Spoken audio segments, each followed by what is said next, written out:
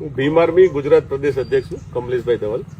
આપણે આ બનાવ સાંભળ્યો અને ઉત્તર પ્રદેશથી પણ અમને ફોન આવ્યો. તો અમારા સાંસદ છે અને રાષ્ટ્રીય અધ્યક્ષ વિનયભાઈ, એટલે મુલાકાત લેવા આવ્યા, અમને ખબર અંતર પૂછવા આવ્યા અને સીટની તપાસનું આજે કંઈક પૂરું થાય છે એવું જાણ્યું આપણે રિમાન્ડ.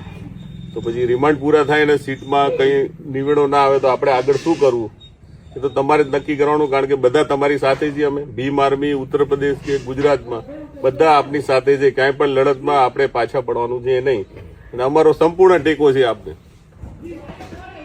અને અમારા ભાવનગરના પણ અધ્યક્ષ છે વિપુલભાઈ બોરીચા, એ પણ સાથે જ છે ને અહીંયા ટીમ પણ છે મોટી. અને આખા ગુજરાતમાં 34 જિલ્લામાં ભીમ આર્મીની ટીમ છે, બધા આપની સાથે છે.